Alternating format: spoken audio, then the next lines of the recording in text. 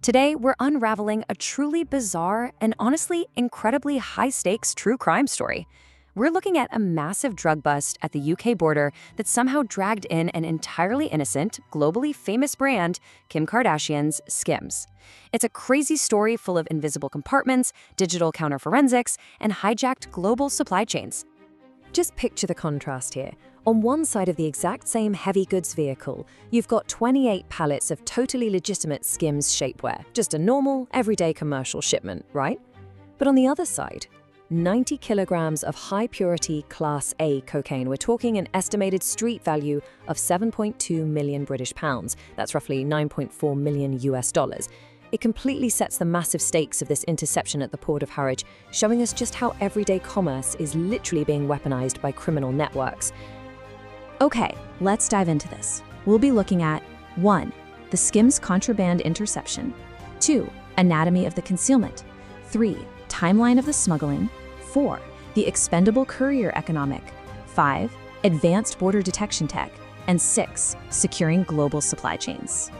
Section 1. The Skims contraband intersection. So let's set the scene. It's September 5th, 2025. A massive truck rolls off a ferry from the Netherlands and pulls into the port of Harwich in Essex, England. UK Border Force officers flag this specific vehicle for an inspection. But before we get into the drugs they found, we need to highlight a definitive statement from the National Crime Agency.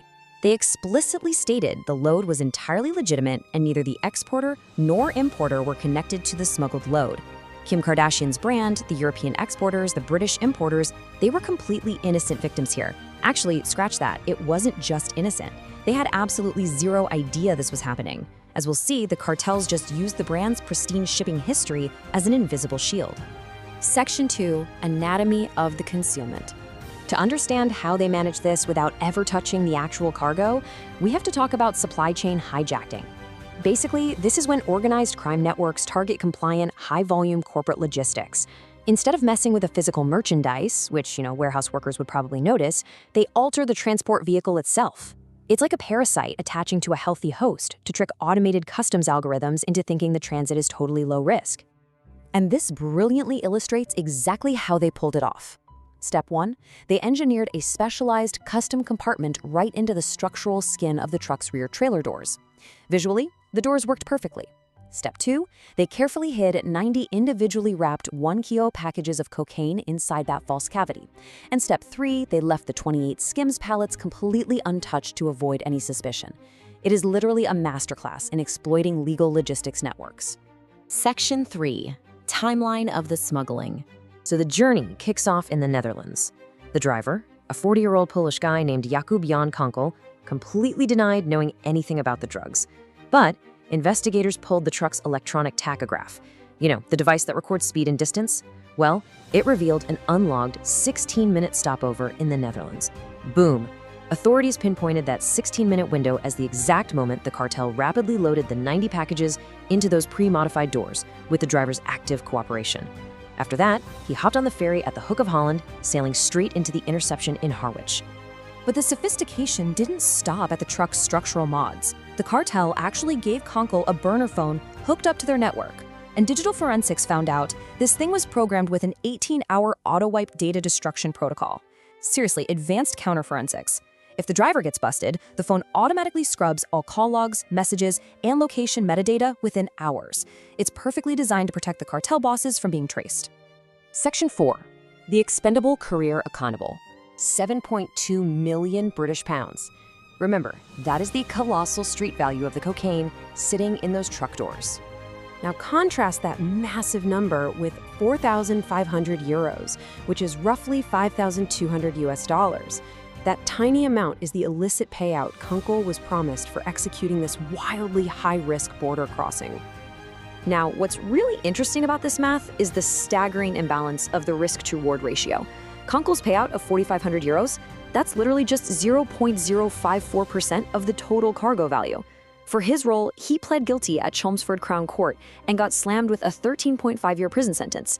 If you divide his illicit payout by his sentence, he essentially traded over a decade of his life to earn about 388 US dollars per year he'll spend behind bars.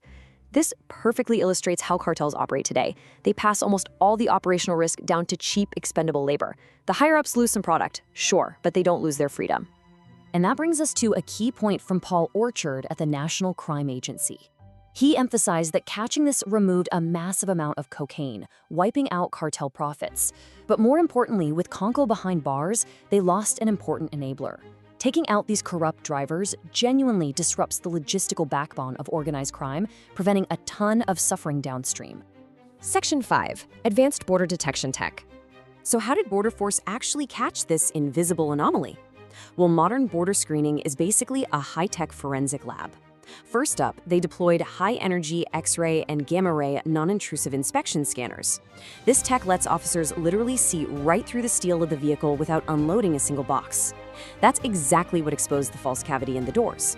Add in the electronic tachography analysis that caught the driver's lie and the rapid digital forensics on that self-wiping phone, and you've got a multi-layered tech net designed to catch exactly what the human eye can't. Section 6. Securing global supply chains. So, the crucial point is, global logistics are incredibly vulnerable right now. Legitimate brands face massive reputational risks when their supply chains get hijacked. Relying on a good corporate reputation just isn't enough anymore. The industry has to adopt proactive, tech-driven defenses. We're talking mandatory structural integrity audits of third-party trailers to catch false compartments before they're ever used.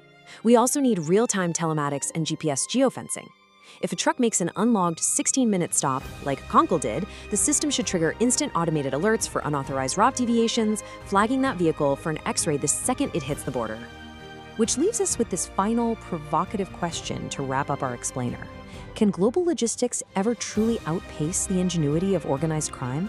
As cartels keep weaponizing our everyday commercial supply chains, this cat-and-mouse game at the border is only going to get more complex and a lot more reliant on cutting-edge technology.